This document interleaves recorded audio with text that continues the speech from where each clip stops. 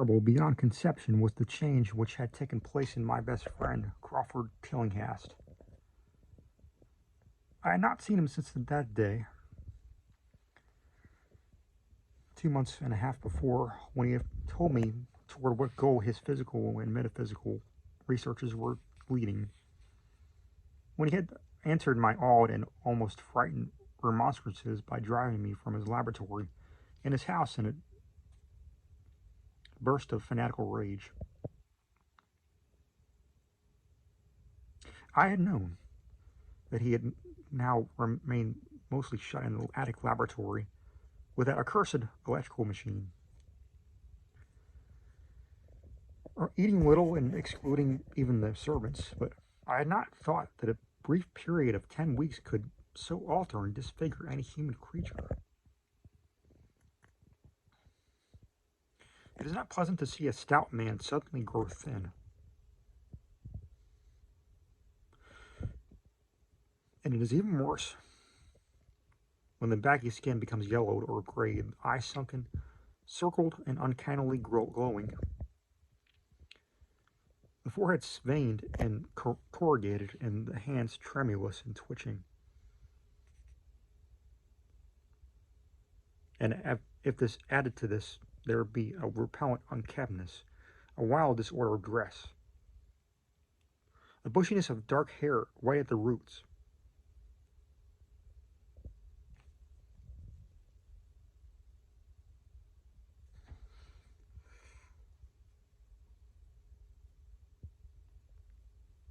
And an unchecked growth of pure white beard on a face once clean shaven. The cumulative effect is quite shocking. But such was the aspect of Crawford Tillinghast on his half-coherent message brought me to this door after weeks of exile. Such the specter that trembled as it admitted me, candle in hand, and glanced furtively over its shoulder, as if fearful of unseen things in the ancient lonely house set back from Benevolent Street. That Crawford Tillinghast should ever have studied science and philosophy was a mistake. These things should be left for the frigid and impersonal investigator, for they offer two equally tragic alternatives to the man of feeling and action: despair if he fail in his quest, and terrors unutterable, unimaginable, if he succeed. Tillinghast had once been the prey of failure, solitary, and melancholy. But now I knew, with nauseating fears of my own, that he was the prey of success. I had indeed warned him 10 weeks before, when he burst forth with his tale of what he felt about to discover. He had been flushed and excited then, talking in a high, unnatural voice, though always pedantic voice. "What do we know," he had said, "of the world and the universe about us? Our means of receiving impressions are absurdly few, and our notions of surrounding objects infinitely narrow. We see things only as we are constructed to see them, and can gain no idea of their absolute nature. With 5 feeble senses we pretend to comprehend the boundlessly complex cosmos, yet with other beings with a wider, stronger, or different range of senses might not only see very differently the things we see, but might see and study whole worlds of matter, energy, and life, which lie close at hand yet can never be detained with the senses we have. I've always believed that such strange, inaccessible worlds exist at our own very elbows. And now I believe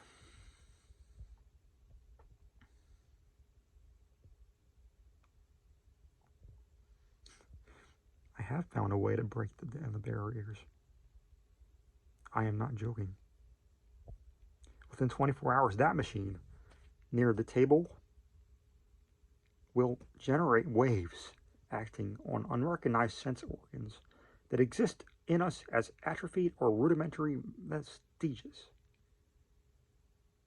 Those waves will open up to us many vistas unknown to man, and several unknown to anything we consider organic life.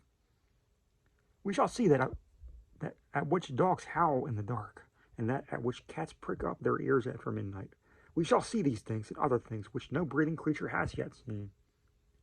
We shall overleap time, space, and dimensions, and without bodily motion peer to the bottom of the creation.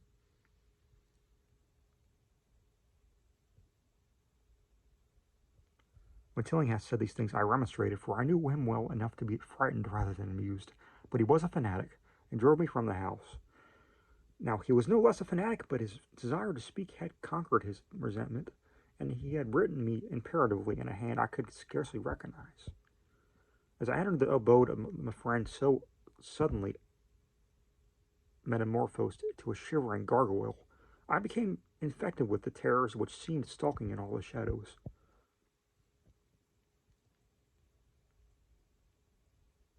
The words and beliefs expressed 10 weeks before seemed bodied forth in the darkness, beyond the small circle of candlelight, and I sickened at the hollow, altered voice of my host.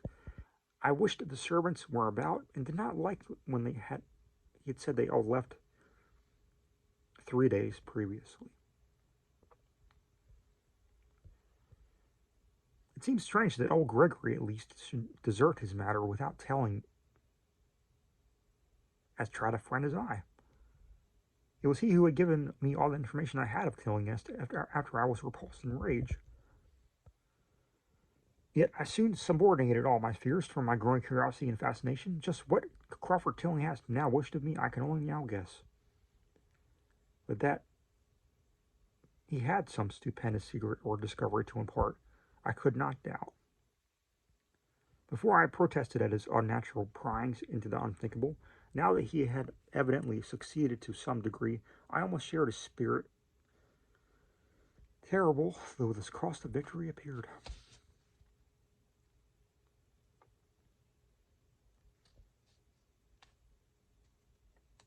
Up through the dark emptiness of the house, I followed the bobbing candle in his hand, the shaking parody on man. The electricity seemed to be off, and when I asked my guide, he said it was for a definite reason. It would be too much. I would not dare, he continued to mutter.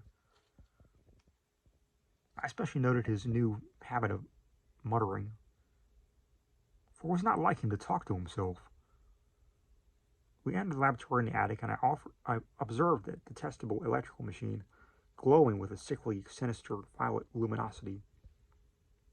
It was connected with a powerful chemical battery, but seemed to be receiving no current. For I recall that in my experimental stage,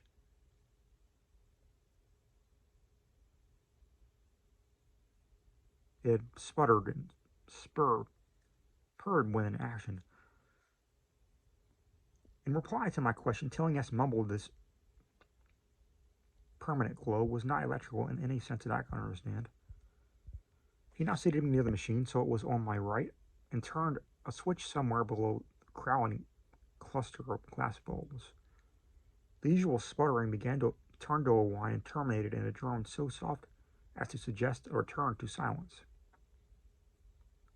Meanwhile, the luminosity increased, waned again, then assumed a pale ochre color, or blend of colors,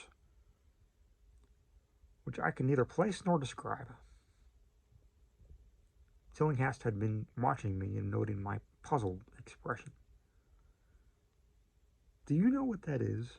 he whispered. "That is ultraviolet." He chuckled oddly at my surprise. "You thought ultraviolet was invisible, and so it is. But you can see that and many other things, other invisible things, now. Listen to me. The waves from that thing are waking 1,000 sleeping senses in us, senses which we inherit from eons of evolution, from the state of detached electrons to the state of organic humanity. I have seen truth, and I intend to show it to you. Do you know how it will seem? I will tell you. Here Tillinghast seemed himself directly opposite me, blowing out his candle and staring hideously into my eyes. Your existing sense organs, ears first, I think, will pick up many impressions, for they are closely connected with the dormant organs. Then there will be others. You've heard of the pineal gland? I laugh at that shallow endocrinologist. Fellow dupe and fellow parvenu of the Freudian. That gland is the great sense organ of organs. I have found out. It is like sight in the end, and it transmits visual pictures to the brain. If you are normal, that is the way you ought to get most of it. I mean, get most of the evidence from beyond. I looked up at the immense attic room with the sloping south wall, dimly lit by rays which every day I cannot see. The far corners were all shadows, and the whole place took on a hazy unreality which obscured its nature and invited the imagination to symbolism and phantasm. During the interval that Tillinghast was silent, I fancied myself in some vast and incredible temple of long-dead gods, some vague edifice of innumerable black stone columns reaching up from a floor of damp slabs to a cloudy height beyond the range of my vision. The picture was very vivid for a while, but gradually gave way to a more horrible conception, that of utter, absolute solitude and infinite, sightless, soundless space.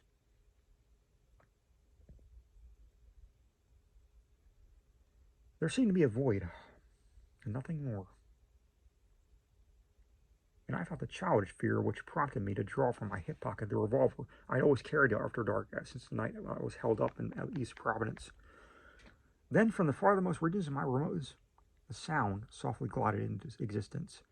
It was infinitely faint, subtly vibrant, and unmistakably musical, but held a quality of unsurpassing wildness which made its impact seem like delicate torture in my whole body.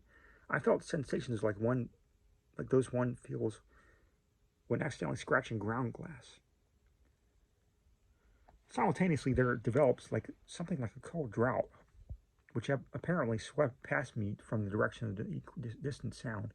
As I waited breathlessly, I perceived that both sound and wind were increasing, the effect being to give me an odd notion of myself as I tied to a pair of rails in the path of the gigantic approaching locomotive. I began to speak to Tillinghast, but as I did so, all the unusual impressions abruptly had vanished. I saw only the man, the glowing machine, and the dim apartment. Tillinghast was grinning repulsively at the revolver which I had almost unconsciously drawn, but from his expression I was sure he had seen and heard as much as I, if not a great deal more. I whispered what I had experienced, and he bade me to remain as quiet and receptive as possible. "Don't move," he cautioned, "for in these rays we are able to be seen as well as to see." I told you the servants left, but I didn't tell you how. It was that thick-witted housekeeper. She turned on the lights downstairs after I warned her not to, and the wires picked up sympathetic vibrations. It must have been frightful. I could hear screams up here in spite of all I was seeing and hearing from another direction. And later it was rather awful to find those empty heaps of clothes around the house. Mrs. Updike's clothes were close to the front hall switch. That is how I know she did it. They got them all. But so long as we don't move, we're fairly safe. Remember, we're dealing with a hideous world in which we are practically helpless. Keep still. The combined shock of the revelation and the abrupt command gave me a kind of paralysis. And in my terror, my mind again opened to impressions coming from what Tillinghast called, quote-unquote, beyond. I was now in a vortex of sound and motion, with confused pictures before my eyes. I saw the blurred outlines of the room, From some point in space, there seemed to be pouring a seething column of unrecognizable shapes or clouds, penetrating the solid roof as a point ahead of its and to the right of me. Then I glimpsed the temple-like effect again, but again, this time, the pillars reached up into an aerial ocean of light, which sent down one blinding beam along the path of the cloudy column I had seen before. After that, the scene was almost wholly kaleidoscopic, and in the jumble of sights, sounds, and unidentified sense impressions, I felt I was about to dissolve in some way lose solid form. One definite flash I shall always remember. I seemed for an instant to behold a patch of strange night sky filled with shining, revolting spheres. And as it receded, I saw that the glowing suns formed a constellation or galaxy of settled shape. This being the distorted face of Crawford Tillinghast. At another time, I felt the huge animate things brushing past me and occasionally walking or drifting through my supposedly solid body, and thought I saw Tillinghast look at them as though his better trained senses could catch them visually. I recalled what he had said of the pineal gland and wondered what he saw with his preternatural eye. Suddenly I myself became possessed with a kind of augmented sight. Over and above the luminous and shadowy chaoses arose a picture which, though vague, held the elements of consistency and permanence. It was indeed somewhat familiar, for the usual part was superimposed upon the usual terrestrial scene, much as a cinema view may be thrown upon the painted curtain of a theater. I saw the attic laboratory, the electrical machine, the unsightly form of Tillinghast opposite me, but of all the space unoccupied by familiar material objects, not one particle was vacant. Indescribable shapes, both alive and otherwise, were mixed in disgusting disarray. And close to every known thing were whole worlds of alien, unknown entities. It likewise seemed that all the known things entered into the composition of other unknown things, and vice versa. Foremost among the living objects were great inky jellyish monstrosities, which flabbily quivered in harmony with the vibrations from the machine. They were present in loathsome profusion, and I saw to my horror that they overlapped, that they were semi-fluid and capable of passing through one another and through what we know as solids. These things were never still, but seemed ever floating about it with some malignant purpose. Sometimes they appeared to devour one another, the attacker launching itself at its victim and instantaneously obliterating the latter from sight. Shudderingly, I felt that I knew what had obliterated the unfortunate servants, but could not exclude from the things from my mind as I strove to observe other properties of the newly visible world that lies unseen around us. But Tillinghast had been watching me and was speaking. You see them? You see them. You see the things that float and flop about you and through you every moment of your life. You see the creatures that form what men call the pure air and blue sky. Have I not succeeded in breaking down the barrier? Have I not shown you the worlds that other living men have seen?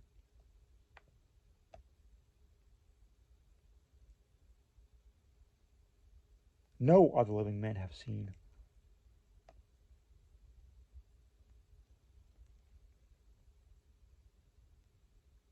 I heard him scream through the horrible chaos and looked at the wild face thrust so offensively close to mine. His eyes were pits of flame, and they glared at me with what I now saw was overwhelming hatred. The machine droned detestably. You think those floundering things wiped out the servants? Fool, they are harmless. But the servants are gone, aren't they? You tried to stop me. You discouraged me when I needed every drop of encouragement I could get.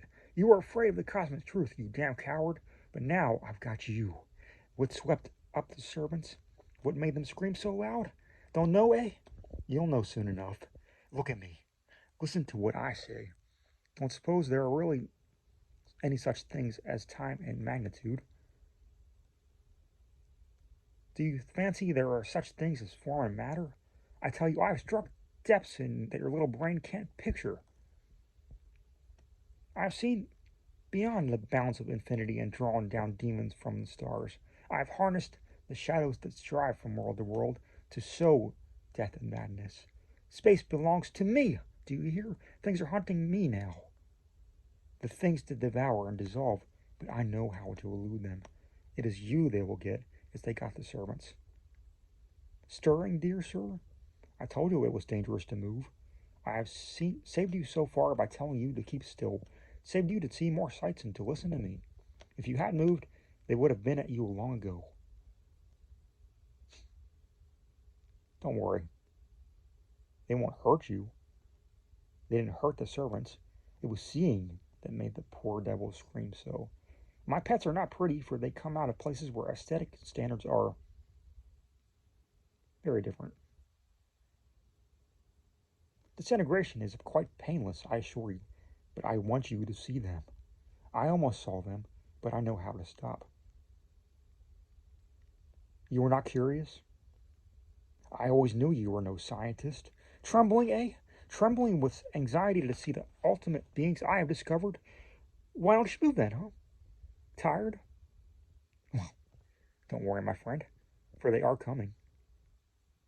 Look, look, curse you, look! It's just over your left shoulder.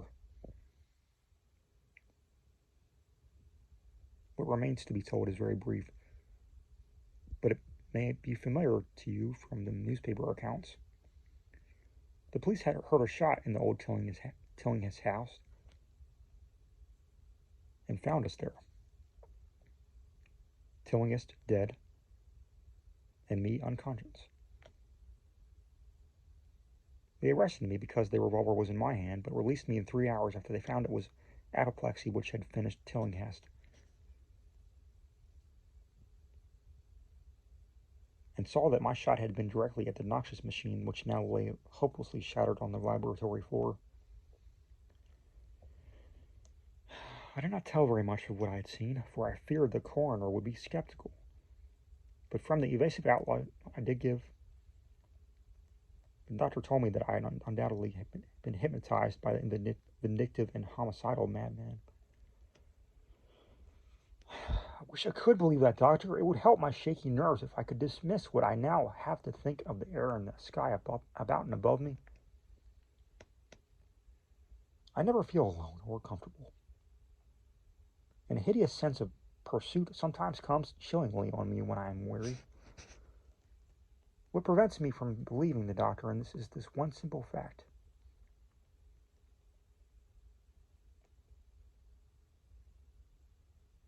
That the police never found the bodies of those servants whom they say Crawford Tillinghast murdered.